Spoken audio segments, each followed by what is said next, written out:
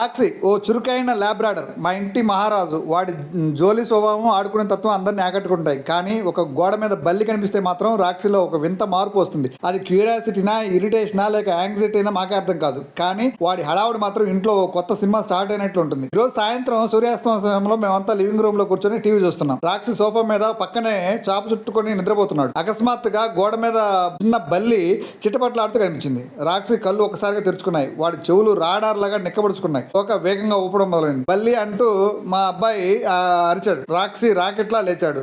మొదట వాడు సోఫా మీద గంతులు వేయడం స్టార్ట్ చేశాడు. ఒక్క జంపుతో కుర్చీ మీదకి, మరో జంపుతో టీవీ దగ్గరికి. బల్లి రాక్షి అడావుడి భయపడి గోడ మీద వేగంగా పరిగెత్తింది. రాక్షి మాత్రం దాన్ని తరుముతూ గుర్రంలా గంతులేస్తూ వా హో హో హో అంటూ అరవడం మొదలుపెట్టాడు. ఇంట్లో అందరూ ఒకసారిగా నవ్వడం స్టార్ట్ చేశాం. కానీ రాక్షి మాత్రం సీరియస్ గా మిషన్ లో ఉన్నాడు. బల్లి కాస్త తెలివైంది. అది గోడ మీద నుంచి కట్టను వెనక్కి దూరింది. రాక్షి కట్టను చూసి ఒక్కసారిగా ఆగిపోయాడు. వాడి ముఖంలో కన్ఫ్యూజన్ స్పష్టంగా కనిపిస్తుంది. బల్లి ఎక్కడికి పోయిందబ్బా అనుకున్నట్టు తల తిప్పి మమ్మల్ని చూస్తున్నాడు.